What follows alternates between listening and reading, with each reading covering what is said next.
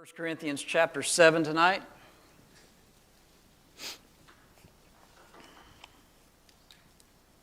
First Corinthians chapter 7.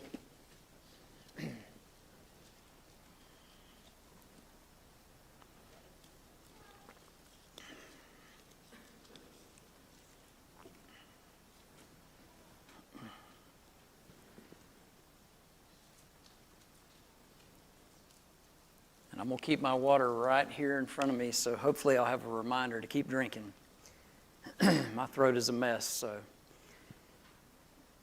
1 Corinthians chapter 7.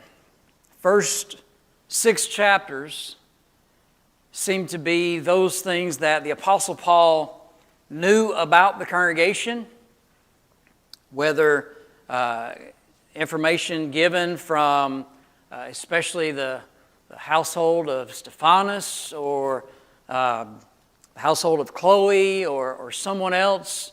There was certainly information that was delivered to him, things that he knew about, things that he had heard about. And if in no other way, certainly the Holy Spirit directing him to write those things, he is dealing with the matters at hand.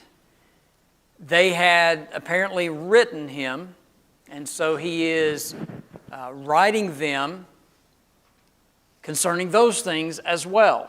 And that seems to pick up in chapter 7, dealing with the things that you wrote unto me.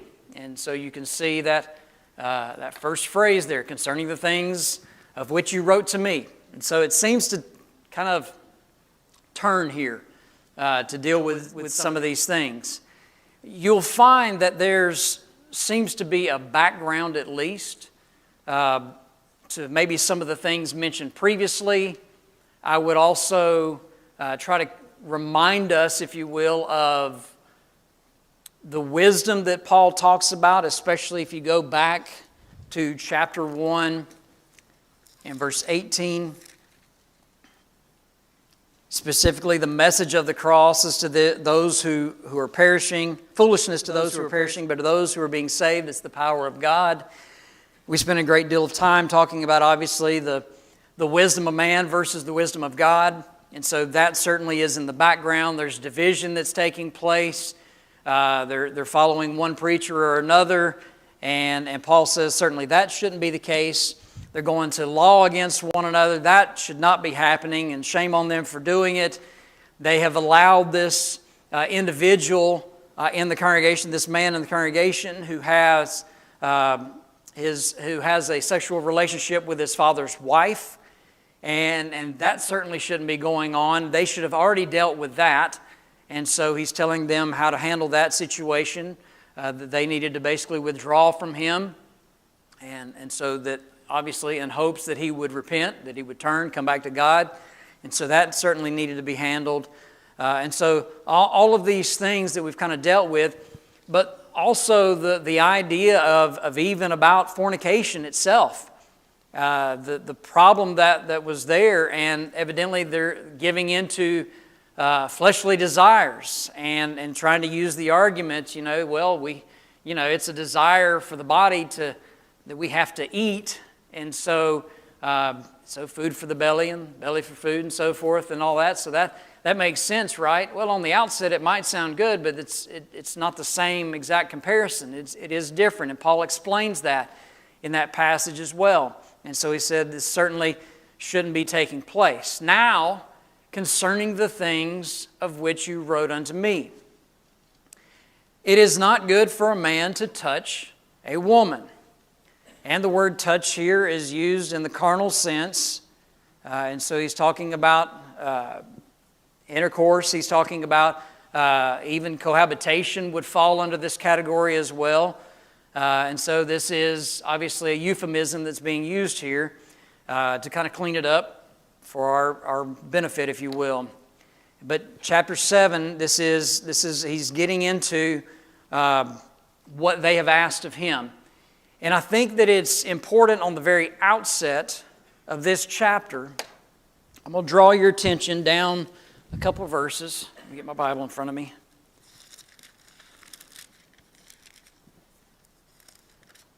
Back to chapter 7.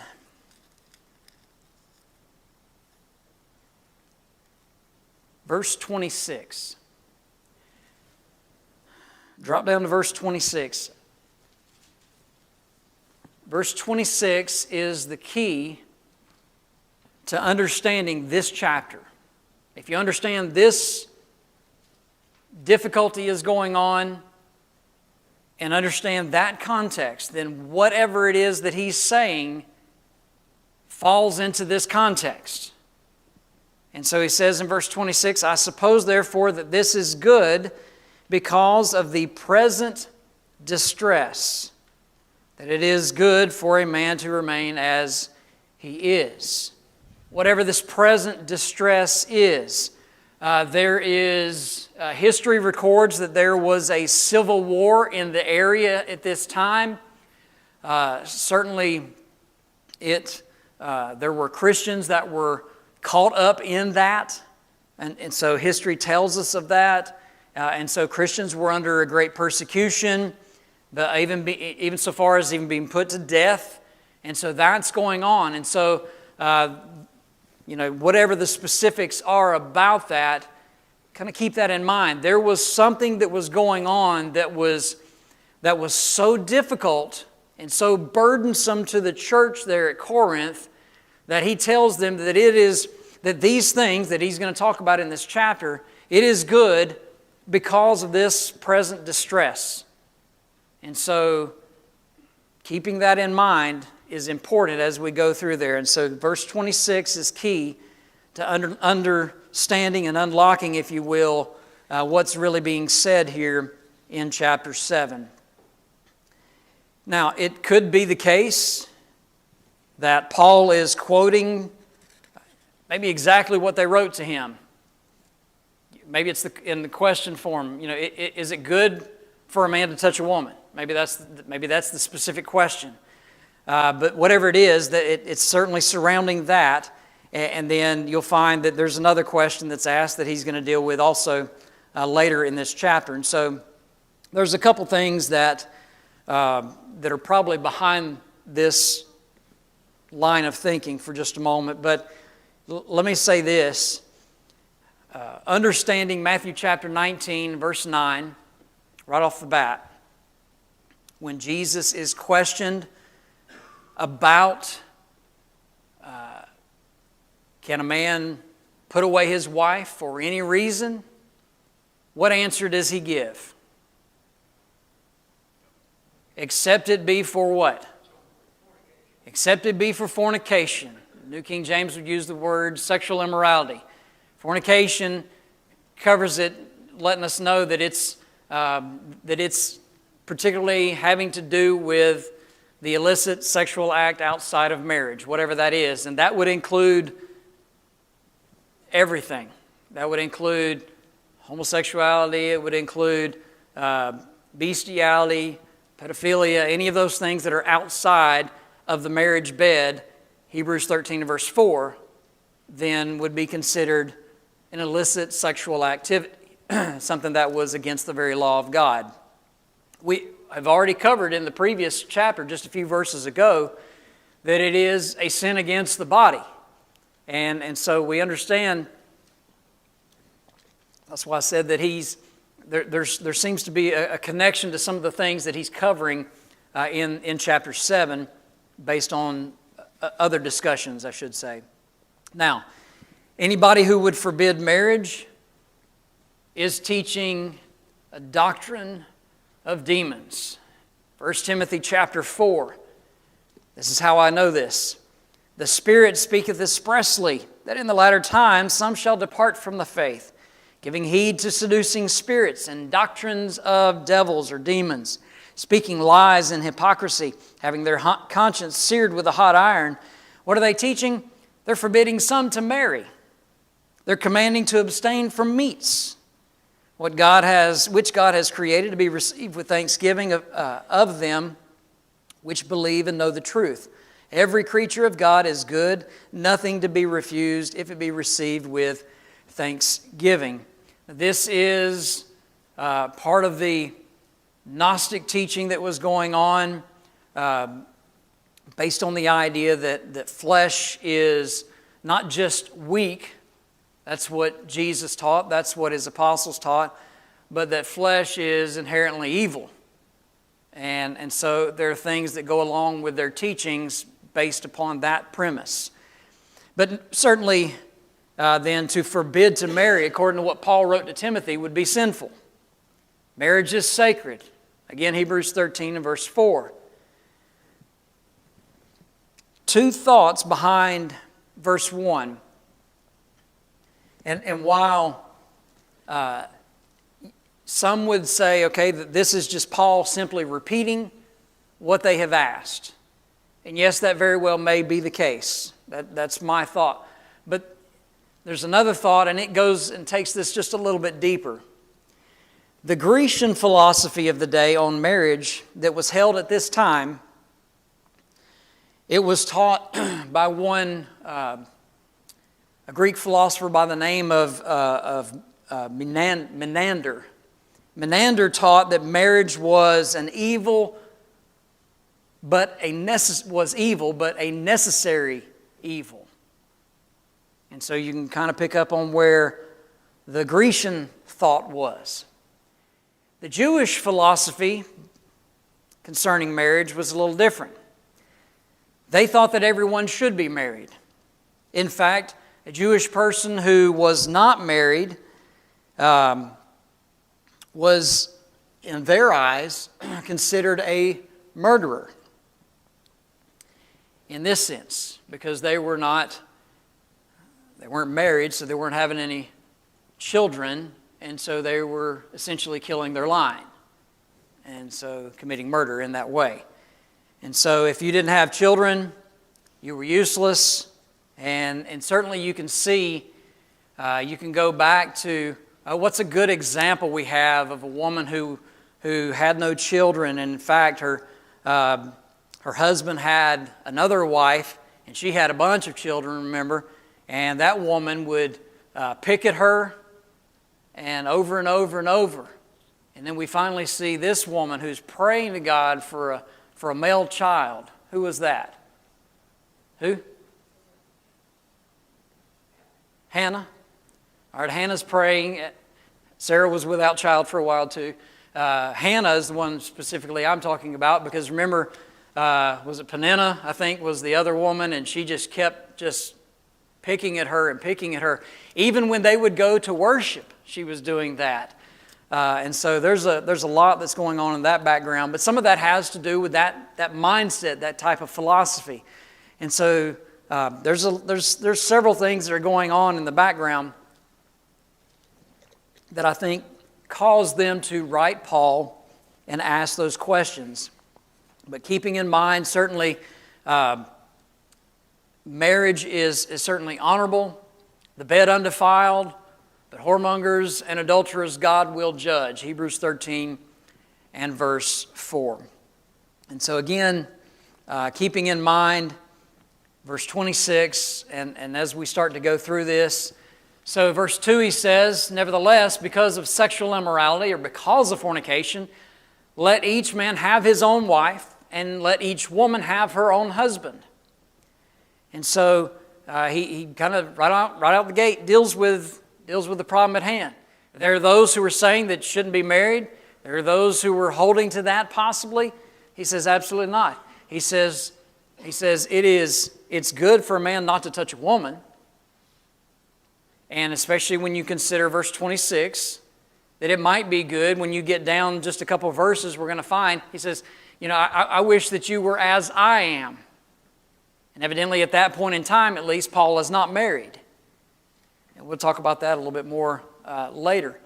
But as Paul deals with this, he says, I wish that it's the case that you were as I am. And in other words, not married. It would make it easier because of this, verse 26, present distress. These things that are going on in the background. So obviously, fornication, sexual immorality is that which is forbidden by God. And so nevertheless, because of that, because that it would cause them to sin, then each man and each woman, they need to have their own spouse, in other words. So they don't need to be participating in fornication, sexual activity outside of marriage, as some were doing, according to 1 Corinthians 6, verses 17 and 18. So, yes.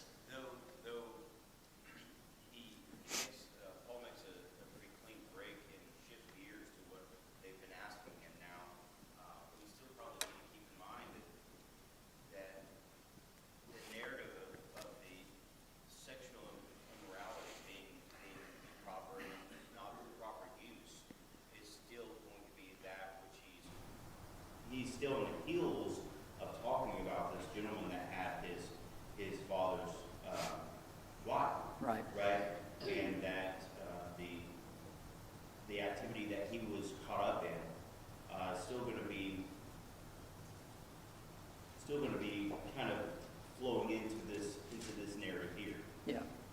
And the temple of the goddesses that was up on the hill with the 1,000 priestesses, in other words, harlots, who were there for this very purpose. They're talking about, because I'm hungry, right? Because I'm hungry, I should eat. Because I had a sexual desire, I should fulfill that. Mm-hmm. And so, as he's talking through that in the latter part of chapter 6, he's now introducing, because of that sexual desire, it is fitting that a man should have a wife, right? Right. Where do you put that? Here's where you put that. Right. Absolutely. And so there's a direct connection there. I don't think he's left. I think he kind of built the case up really prior to answering their questions and dealing with it. So you're right. So he says here then in verse 2, so because of fornication, let each man have his own wife, each woman have her own husband. And obviously there is, marriage is not wrong, obviously, he makes that point.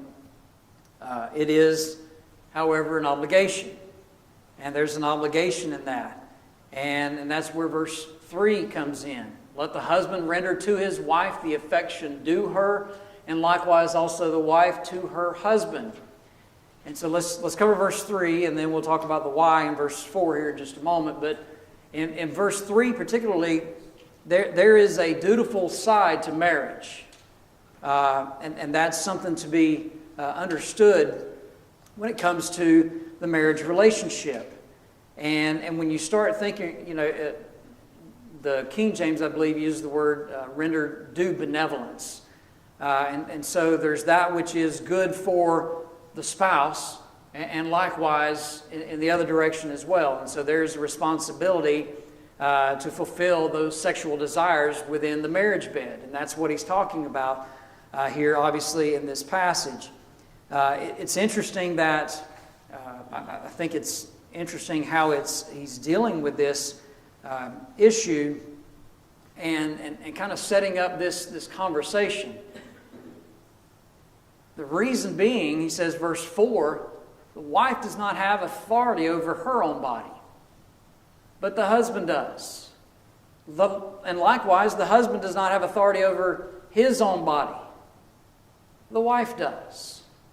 Now, what sometimes has been taught, unfortunately, is the fact that, and by the way, if you feel awkward because I'm having to talk about these things in this class, you're not the only one, okay? You're not by yourself. But here we go. All right, so dealing with this, you have, it has been taught by some that the only reason for the sexual relationship in marriage was simply because of procreation. That man was supposed to multiply, his progeny on the face of the earth. And that's it. But what Paul teaches here is there is a benefit and a blessing within marriage, within the marriage bed, and that's where it's supposed to stay right there between a husband and a wife, that there is a due benevolence, that there is, see how is it worded here? Let the husband render to his wife the affection that is due her. And so this type of love that is part of that relationship, it's expressed in that way, in that sexual relationship. And that is what he's talking about in this context. And so you can't pull that out and say that it's something else. So marriage is not only not wrong, but it is it is a duty in that sense. And so he attacks the view that somehow sexual relationships within marriage would be sinful as well. I believe that's part of the relationship. Understand, again, the Gnostic teaching that was there, that there were, this was spreading like wildfire. Certainly it had done so through Asia, making its way into Achaia, where Corinth is, or the European continent. And so Corinth was having to deal with this as well. This is something that was going on at Colossae and some other places. The Gnostic teaching, the Apostle John would deal greatly in his writings, especially the shorter letters, dealing with some Gnostic teaching that was going on. And he would warn about bidding those teachers Godspeed, right? And so that's what's going on. But this Gnostic teaching about the flesh being sinful in that way, and therefore if they're giving in to those other relationships, even if they're giving into that sexual relationship, even in the marriage bed, then that was no good. And so that they would be giving into those desires. And so he's clearing all of that up and dealing with what's in the background of concerning Gnostic teaching and other things that might be happening. And so there is the separate ownership, if you will, of self has to cease within marriage. And that's the idea here too. And so there's an equality of the husband and wife, and it's not 50-50. And if you've heard that idea before, it's not 50-50, it's what? 100 and 100, right? Each one giving 100%. If each one's only giving 50%, that's not good, is it? And so that leads to other problems. That leads to people leaving the marriage bed and going in other ways. And part of that you find here that he talks about. In verse 5, so do not deprive one another. The King James used the word defraud. Don't defraud one another.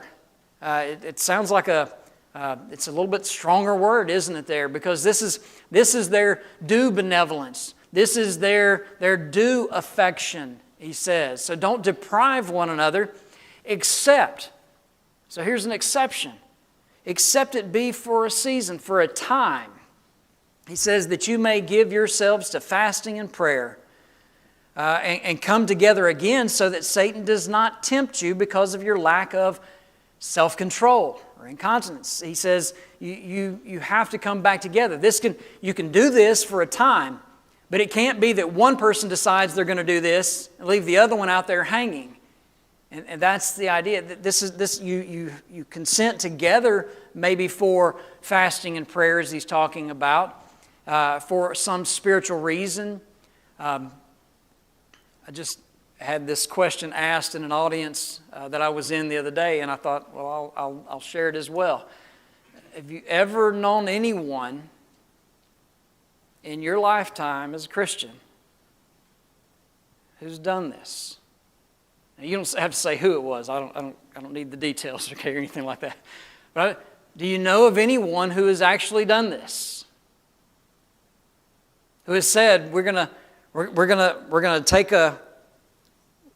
a couple of months, and we're going to forego the sexual relationship. We are going to spend the next couple of months, and we're going to spend our time in prayer and study as we deal with whatever else is going on around us. That it's for that specific reason that they were doing that. Does anybody? I haven't seen any hands pop up yet, so I don't either. So. Which is an interesting thought, that it probably doesn't happen. If it does, it's very rare. So it's like anything that if you go back to the food, right? So you think about fasting, and I've had periods of time where I go without food, but you think about food, think about that urge that comes up, because it's going to knock on the door at hour 6, 8, of course, right? And then it gets rough. But when it comes knocking at the door, I think here, and maybe I'm off of this, but when it comes to depriving the sexual desire,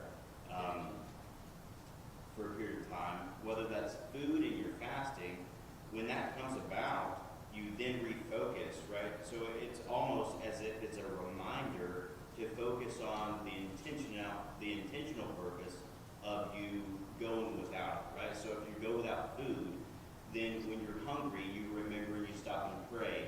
Oh, and that's an intention. Right. That's your body's. It's a very natural. You don't even have to think about it, because immediately when you're hungry, you go to praying. You go to reading God's word. And I think the same thing could be said here. A period of time without this is going to result in urges, right? And when those urges present themselves, that is a reminder of, hey, I'm doing this to, right? So that's a reminder, hey, I need to pray. Hey, I need to read. Hey, I need to, right?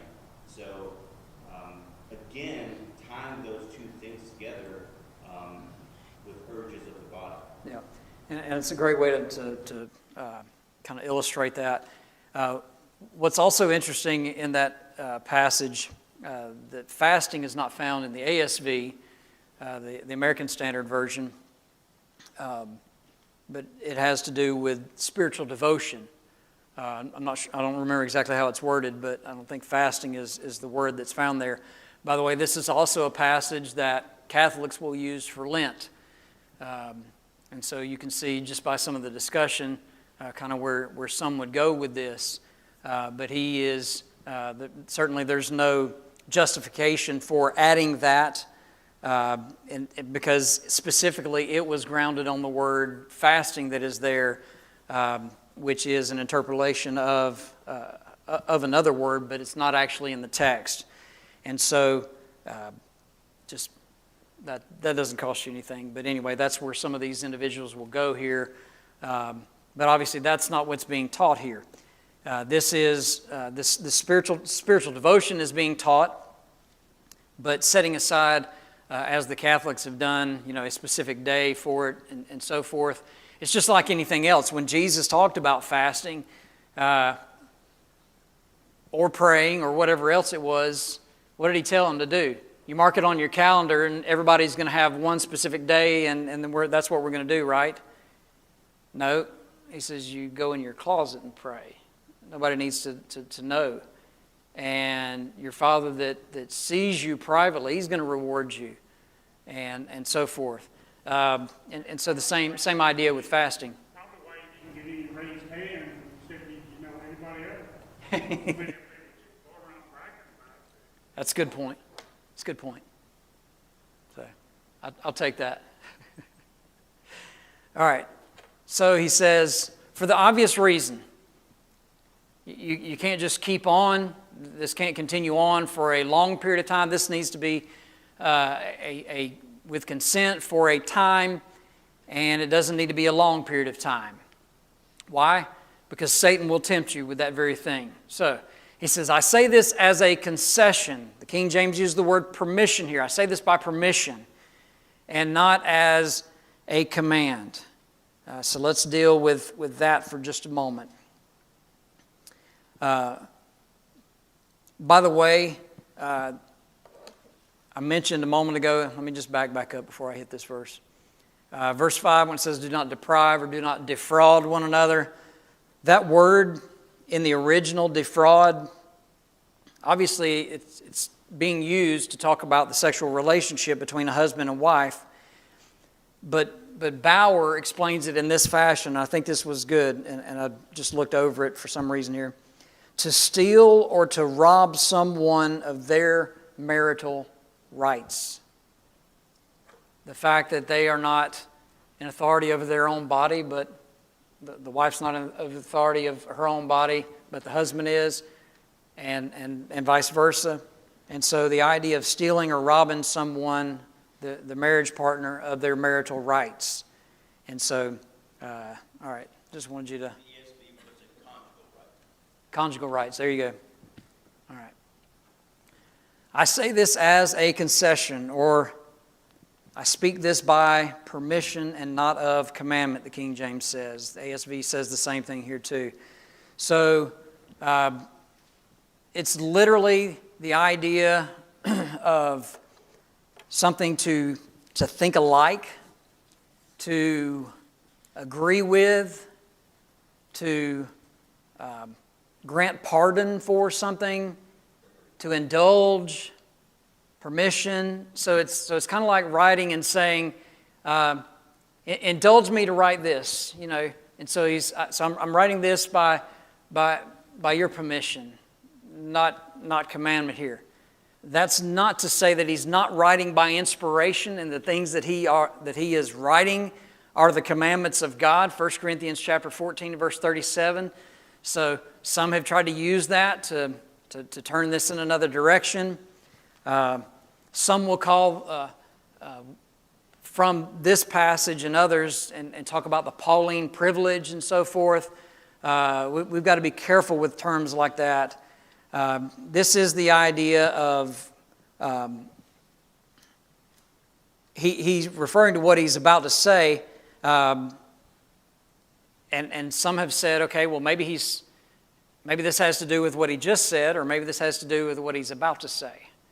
And you could really go either way, but it doesn't really matter. The point's going to be the same. The point that he's making to them about the marriage bed being undefiled, as the Hebrews writer states, all of that is what he's talking about. And marriages that are going to be difficult already because of this present distress that is going on. And so he says, I wish, verse 7, that all men were even as myself, but each one has his own gift from God, one in this manner and another in that.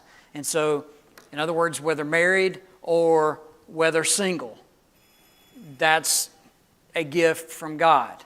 And so they need to see it as a gift, especially due to the present distress. Again, keeping that in the framework of our mind as we go through it, I think that's going to be very important. So, let me turn my notes here.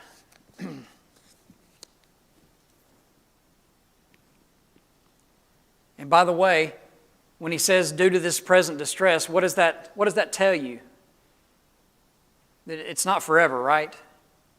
That these things are specific to that time frame that Paul was dealing with, that was going on in Corinth.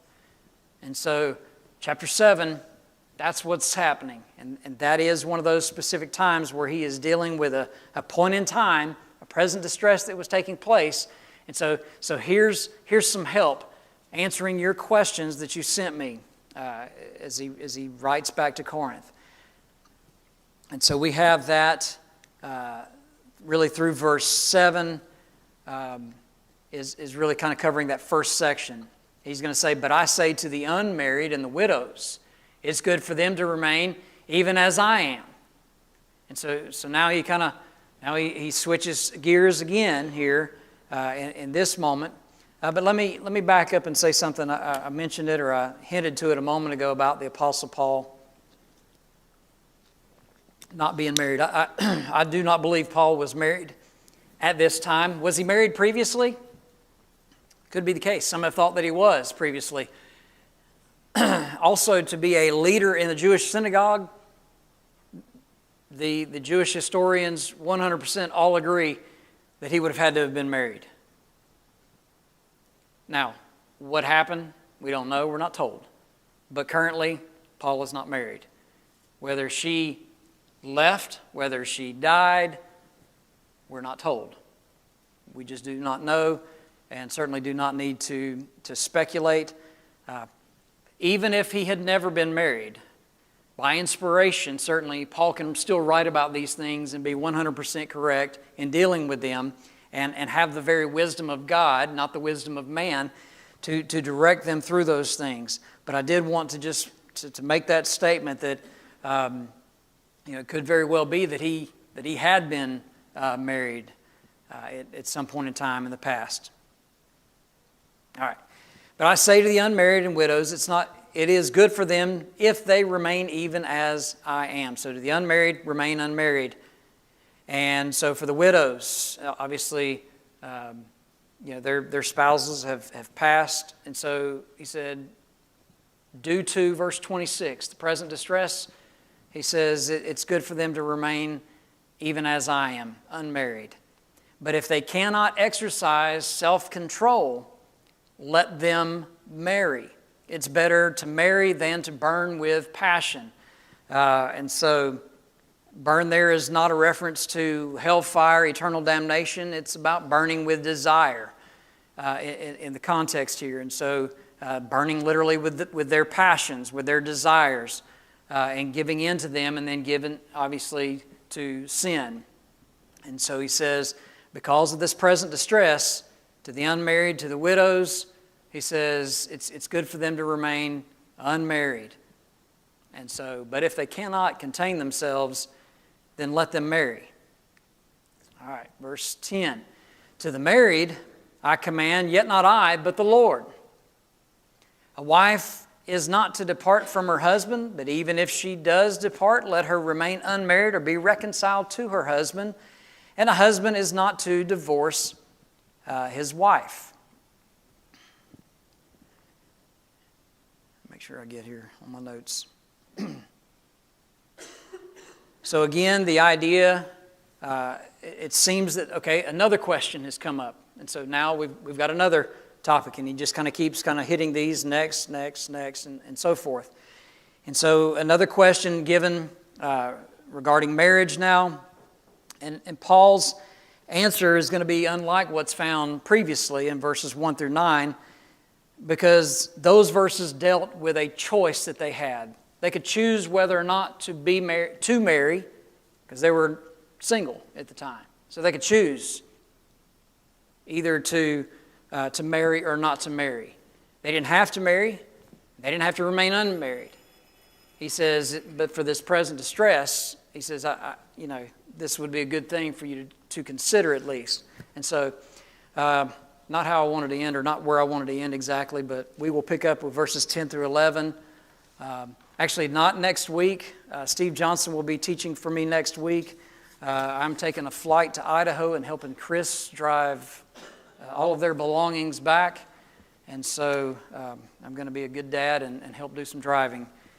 But anyway, so pray for us as we do that. I'll fly out on Tuesday, and then we'll start traveling back either Tuesday night or Wednesday, and hopefully be back on Friday or Saturday at the latest.